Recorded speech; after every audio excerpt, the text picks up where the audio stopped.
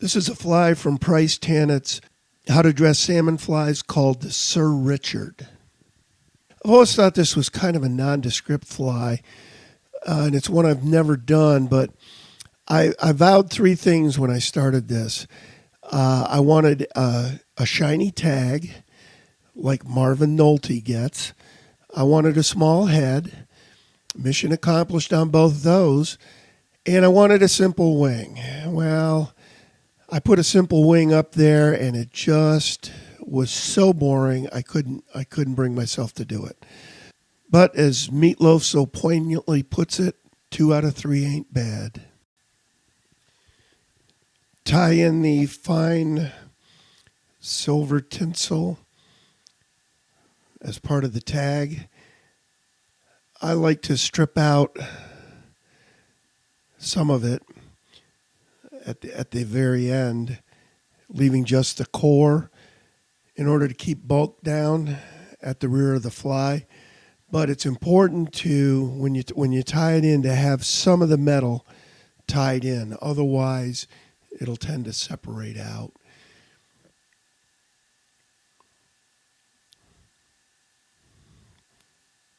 Do anywhere from 3 to...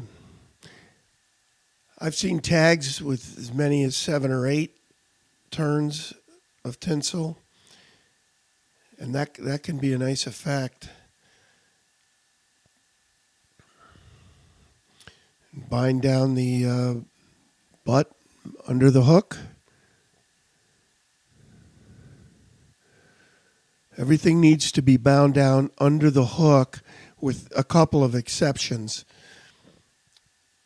And that is just so you don't see it once you wind your tag. Notice I've got the silk gloves. Think of this as the white glove service I'm providing. This is the white glove treatment. Marvin Nolte demonstrated to me what a difference the shininess of rayon floss will have if you use silk gloves. I have a lot of trouble winding floss with silk gloves, but I put them on for this because I really wanted this tag to shine. The oils from your fingers when you wind rayon floss just dulls it a little bit. And when I got together with Marvin, I wound a tag my way, and he wound one with the gloves, and the difference really was night and day. And it's one of the secrets to his tags. He's got the best tags, I think, of anyone tying today.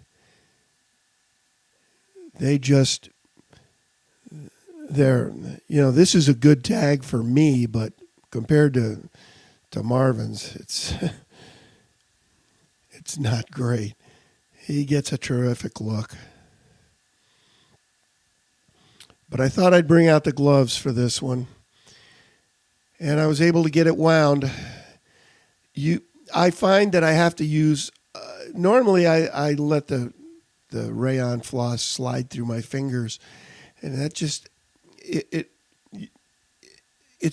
almost too slippery with the silk gloves on, and I have a lot of trouble successfully winding a tag. I have to use a lot of pressure, a lot more pressure than I normally do when I wind a tag. But there it is, and it's shiny, and I'm happy with that.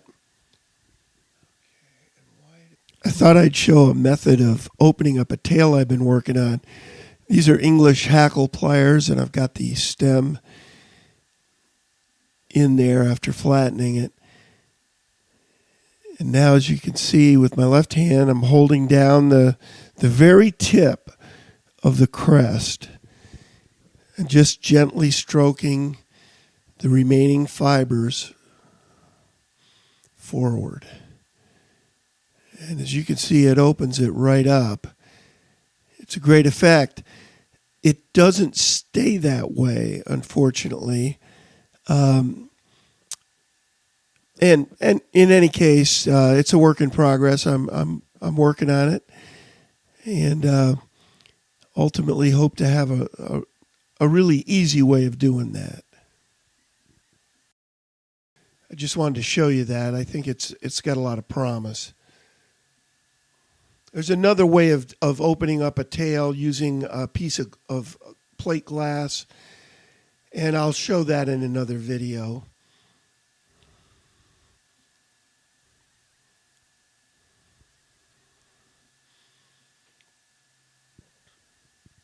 I always spend a lot of time getting the tail exactly on top of the hook, making sure it's dead straight, pulling just a little bit of it underneath the thread wraps, etc. It's you can't spend too much time on this phase of the fly. If the tail's not straight, you have no shot at pulling the fly off. And that goes for the underwing as well. Still working with it here.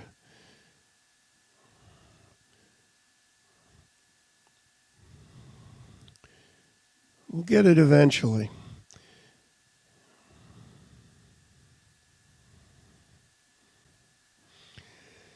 And I'm pretty happy with that. We'll go with it.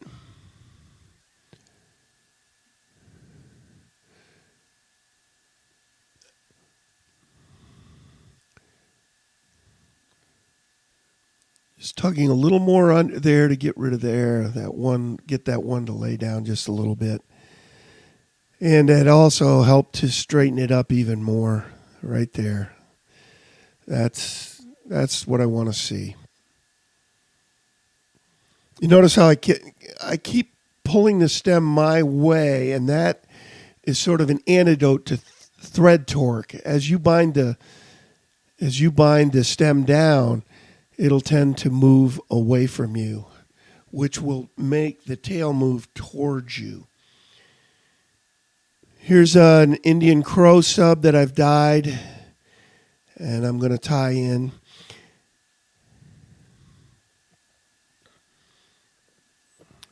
Notice rather than stripping the stem, I've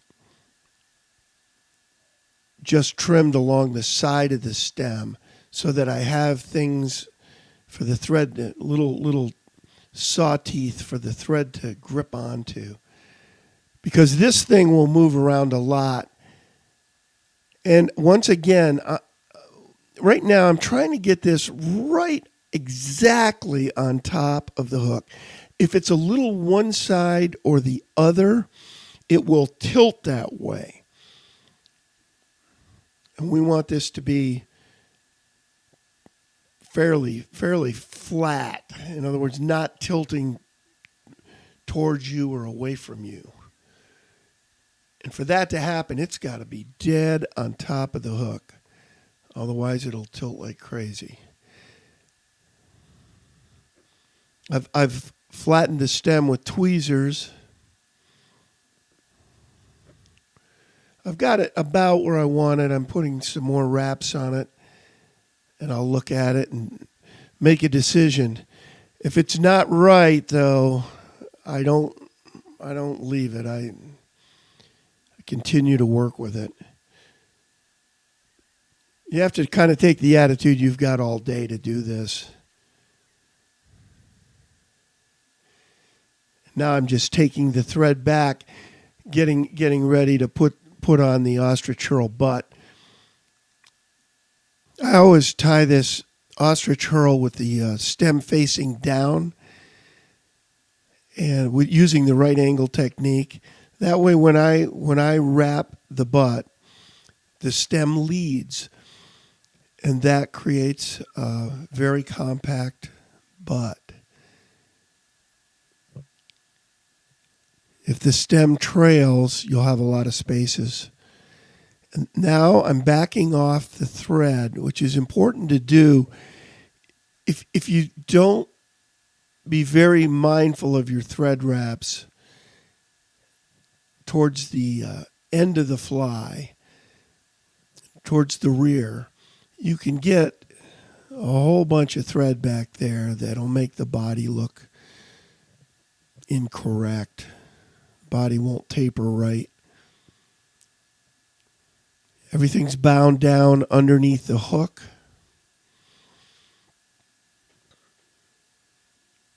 And at this point, I'm going to take the thread all the way forward and then all the way back to the butt. This is called twist. You can use oval silver tinsel as well.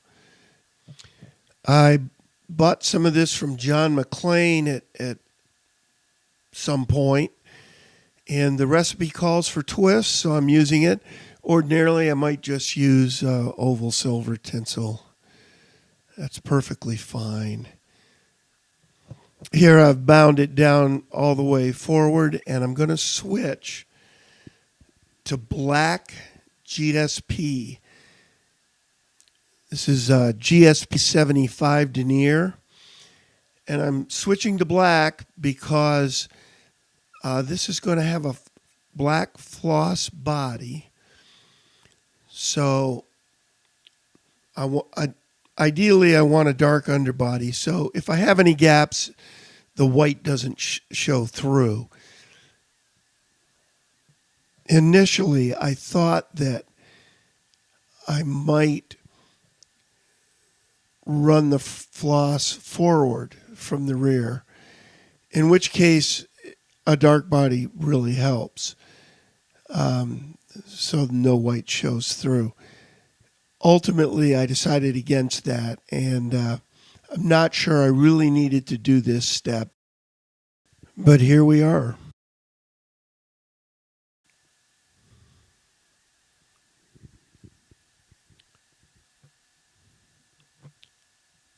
As you can see, I've trimmed this flat silver tinsel on the diagonal.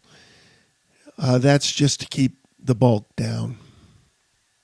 I'm binding it down underneath the hook, as I do most materials, so they're not visible. And right now, I'm trying to figure out where I want to tie in the body hackle. You know, in theory, it should be 2/5 the length of the hook, because you want to tie it in so that it follows behind the second turn of tinsel. But as we'll see here, that's not necessarily the case. That doesn't always work. If I measure, I've got about a little over 30 millimeters here, and 2/5 of 30 is 12. So I should theoretically put this at around the 12 millimeter mark. I've got it at 11 here, maybe a little less than that. So the second turn of my small tinsel, if I do a little test here, needs to go right in front of where the thread is stationed, because that's where the hackle will be tied in. And as you can see, if I do this, I can only get 4 turns, and I need 5. So I'm going to back off, and I'm going to do another test wind. And really, these days, I don't measure anything. I do these test winds and see, okay, am I in the ballpark? And there's 5. So I'm definitely in the ballpark with this.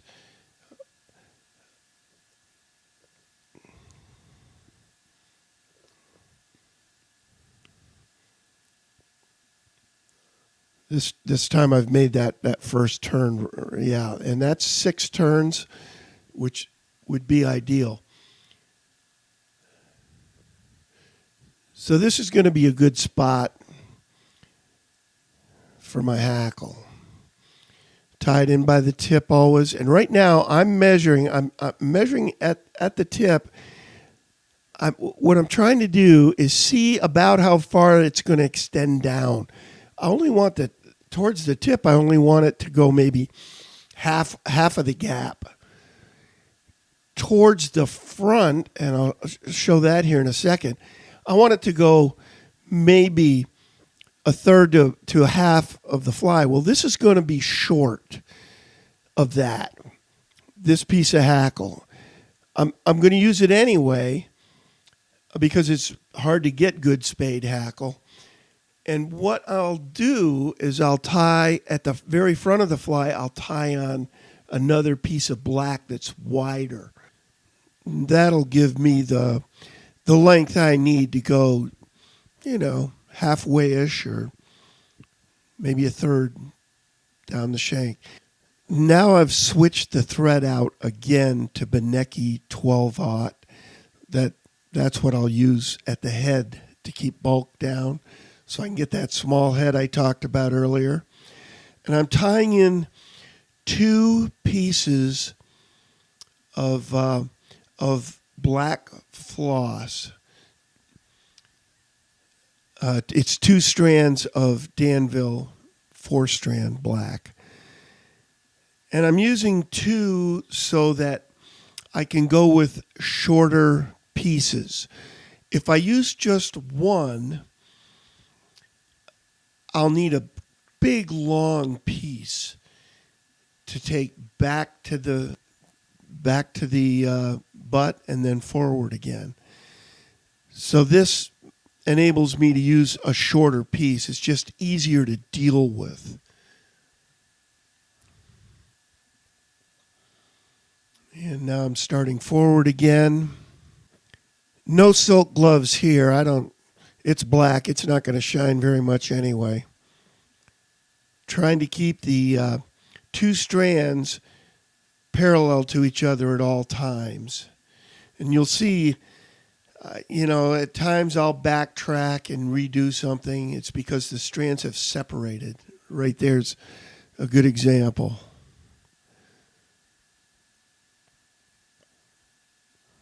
I've sped up this entire sequence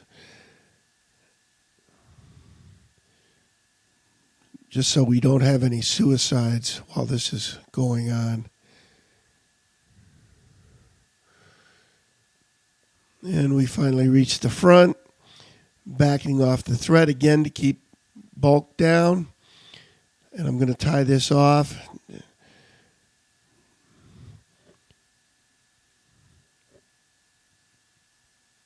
Again, trapping right there. Trapping enables me to use fewer wraps, fewer turns of thread. Now I'm going back up a bit because I plan to use a second black hackle. So I've got to leave room for it. Now here I'm trying to be very careful. It's very easy for the stem of this hackle to get into the edge of the flat tinsel. And when that happens, it cuts it just like a razor blade. And then you wind up having to redo a whole bunch of stuff. Now, I've wound it here and I've only got room to do 4 turns and I need 5. So I'm going to have to tempt fate a little bit and get closer to the hackle stem.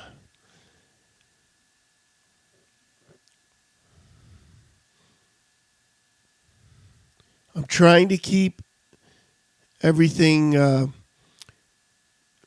distance between the turns equal. Right here I'm doing a little less of an angle on the first turn with the idea that I can get then just in front of the hackle stem. Once I get the twist on here, I'll be fine. But right now, it's nervous time.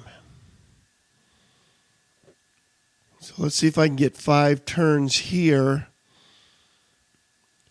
Ideally, it would have been nice if I had been back just a bit with where I stationed the hackle, if it had been a little closer to the butt than it is. But that's all right. We'll get it. At times you just have to deal the cards that are dealt and make the best of it.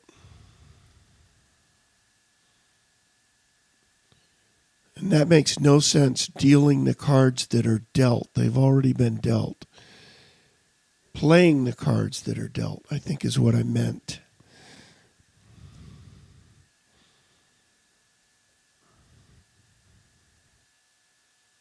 You can see how much I gamble. I have no clue what the saying even is.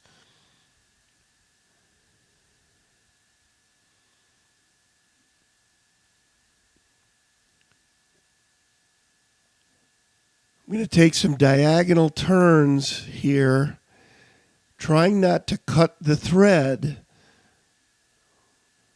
which I have done in the past. Right there, you notice I trimmed the butt long on this. I didn't do my final cut yet. In case something goes wrong with the hackle, I want to be able to reuse this flat silver tinsel. So I left it long.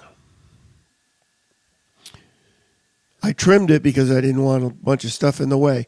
Now here I'm taking the twist as close behind the flat tinsel as I can get it.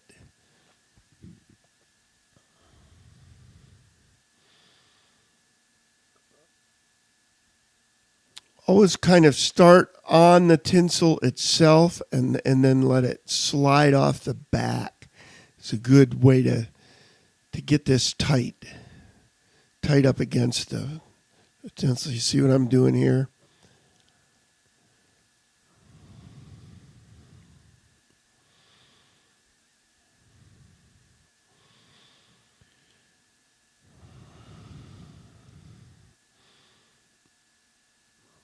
I want to bind this down pretty well,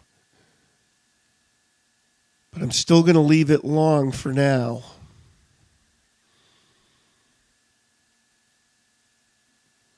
And now this next winding of the hackle is fraught with peril.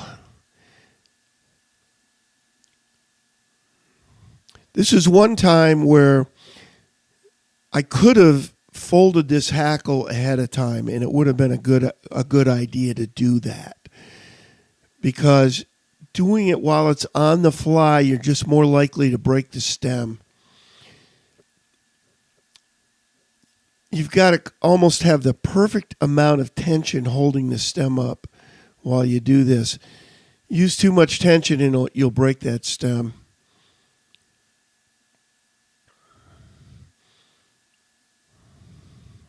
And this is cock hackle, which is difficult to fold under any circumstances.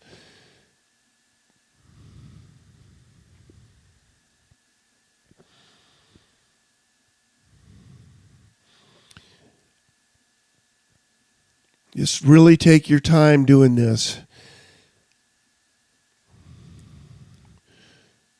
Spend the time now or you'll be spending a lot more time later. If this breaks, you have to redo the entire body. There's just no getting around it.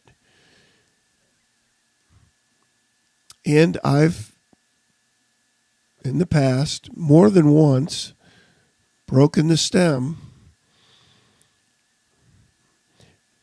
It not only breaks the stem, it breaks your heart when that happens.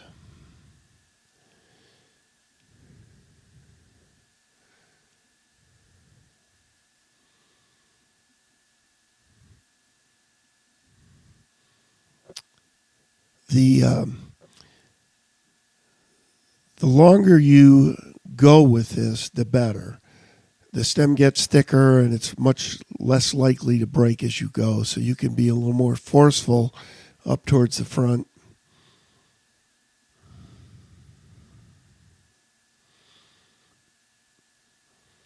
Now I know this hackle is not going to be long enough up here at the front. I'll wind what I can and leave room for a second black hackle.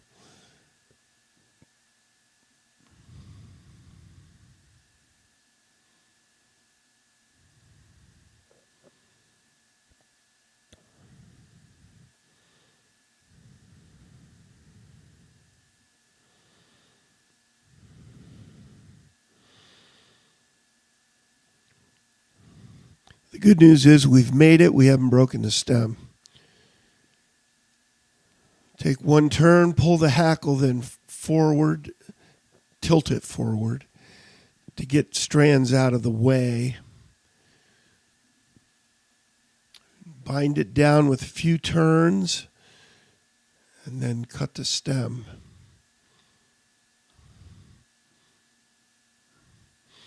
Once I've succeeded in doing this, then I can cut the ribbing butts.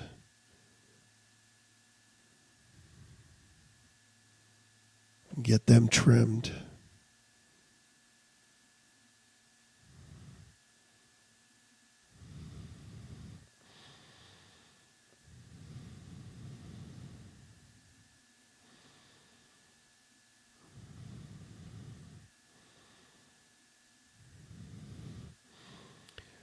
Really cutting these close at this point because I've got them fairly well bound down.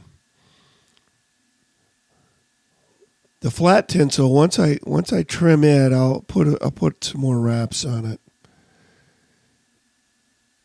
Don't want it loosening up at all. It's like a coil spring. It can be problematic if you don't get it bound down well.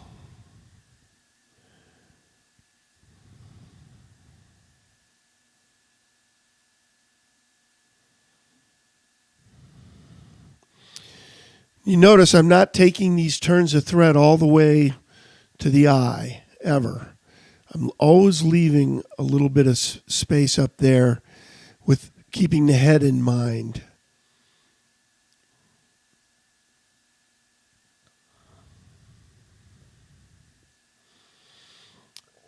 Now this is the second piece of hackle, and notice where I've got this separated out. I've measured this so that the shortest strands match up with the longest strands of the previous hackle. But I also want, after just 2 or 3 turns, I want to have some length. And so I've chosen the proper place on the hackle to tie it in that'll give me what I need.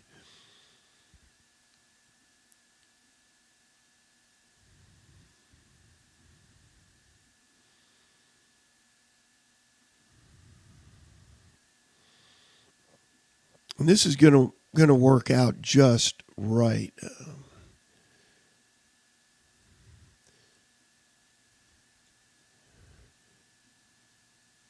I want it to be seamless. I don't want to have all of a sudden a big long piece of hackle. And that's what I've got. It just it blends right into the previous hackle.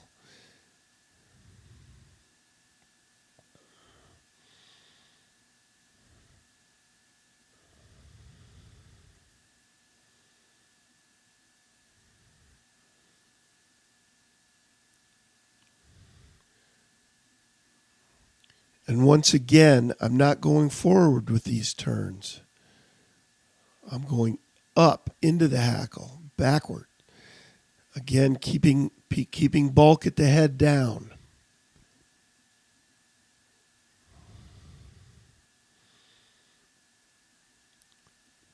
It's still tied in well.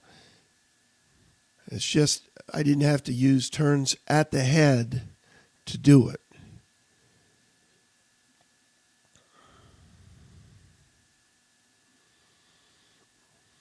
And now the next thing that goes on here is the Guinea throat. And I've sized this piece of Guinea. It's a pretty big one. I have a couple of Guinea skins, and they're a godsend. You can really size the Guinea properly. And there's no way around this. I've got to bind this down because I'm underneath and all the way to the eye, because I'm going to wind this Guinea to the eye. Probably just no more than a couple of turns, 3 turns tops. We'll see how it looks. I think 2 turns are probably going to do it. You don't want to get into the heavier stem if you can help it. The stem, of course, of the Guinea will get heavier as you go down. And I've selected this with a piece that has a fairly fine stem, relatively speaking, as far as Guinea goes. There are ways of dealing with a thick stem using a double-edged razor blade. But it's nervous time when you have to do that. And if things go well here, I probably won't have to do it. And it doesn't look like I will. Now I'm getting ready to put the wing on. I've not pulled down the palmered hackle on this fly. There's no underwing, and I don't think it'll affect the main wing. I think I'll be all right. I've switched to the middle finger of my left hand to hold this.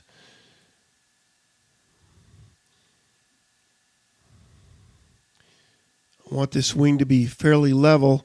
There's no underwing.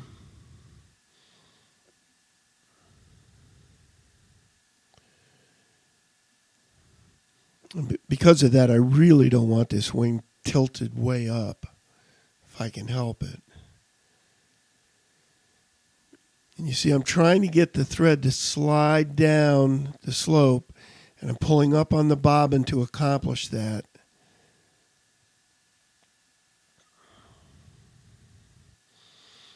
I'm taking some very hard wraps here. They're a little softer to begin with, but they get harder. You can see how much that stem is moving when I pull down. It's very easy to break the thread there, but I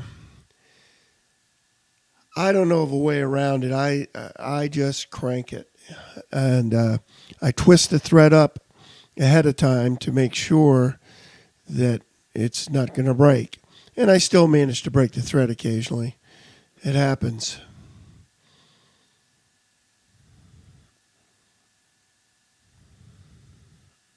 You always have to take the bad with the good with these flies.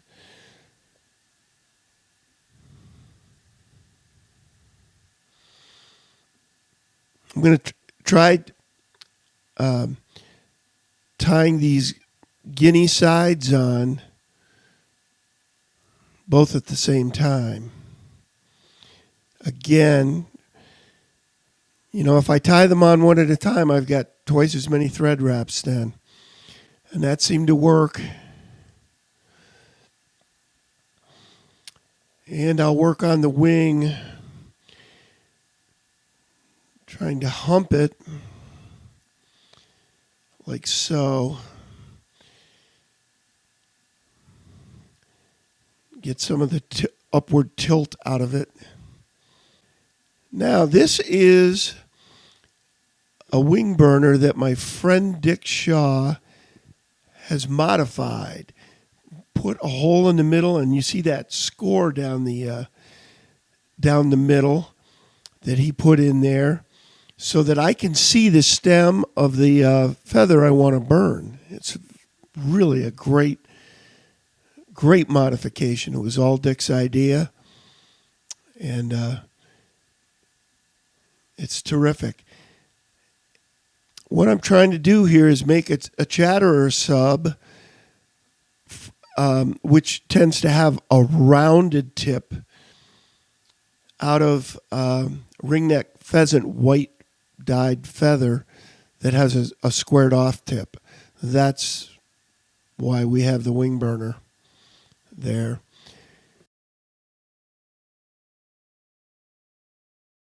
Now I'll do the same thing on the other side. And this is fairly straightforward. As I was trying out toppings, the very first time I tried it, it came out just great. So rather than redo it, I'll just show it to you. But basically, I flattened the stem, angled the stem up, and tied it in. There was nothing more to it than that. Obviously, I chose the topping carefully for size, but there really wasn't much manipulation of this topping. It was a good straight topping to begin with, and it went on beautifully. Here we're getting ready to put on the near horn, which is a left macaw strand. And it's tied in so that the way it looks when you tie it in, the yellow is on the bottom and there's a line of blue on the top. And if you orient it this way, it'll work out. You can just tie it right on, tie it high, and then you can use a couple of the fibers. If it sticks way out like this, you can use a couple of the fibers of the topping to hold it closer. And I'll do that later. Here's the far one, which is taken from a right macaw feather. Again, yellow on the bottom, a strip of blue on the top. I'm pulling it up higher. I like them high on the head. Here you can see me trying to get a couple of these fibers on the other side, on the outside of the horns, like so, like that. Then just you pull them to length and adjust them. And you want to play with them until they're right. That one popped out of there. So what I'll do is, what's forcing it up is a couple of those little topping fibers at the very front are forcing that thing to pop up. You just play with it until you get it the way you want it.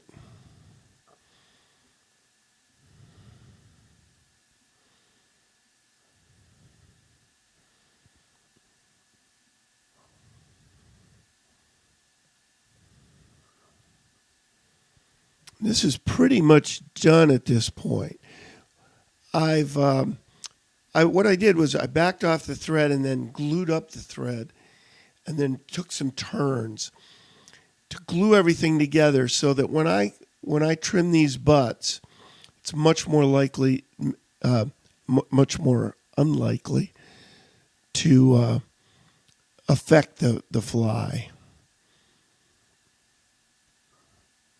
Going to glue the head anyway, and we're at that point.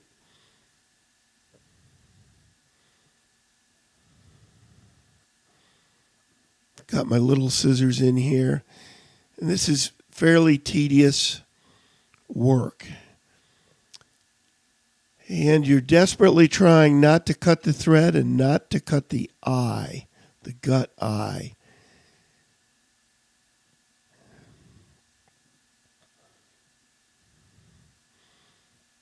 And when you're doing this, you don't have the advantage of this kind of magnification. Unless you use a magnifier, I guess, which I never have, but I suppose you could, and it's probably not a bad idea, and maybe I need to get one. I don't know.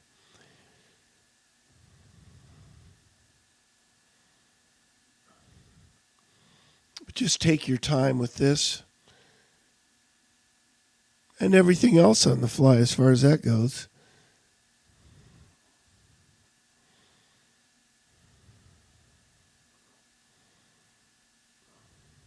And this is one time a rotary vise is really nice. You can flip it around and work from the bottom, work from the other side, whatever you need to do.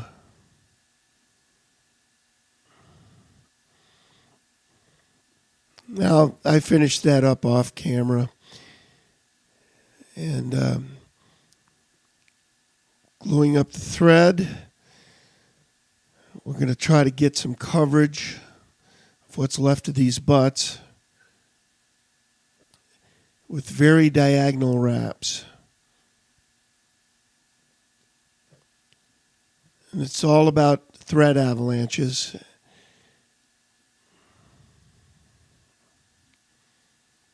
And preventing them.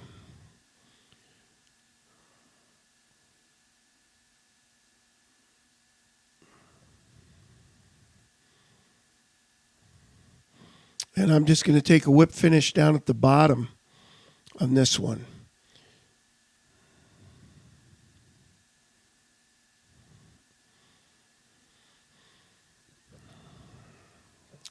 And we'll cut the thread, hold the thread under tension. Use a blade of our scissors. Take the thread into the scissor blade. And here's the final product. It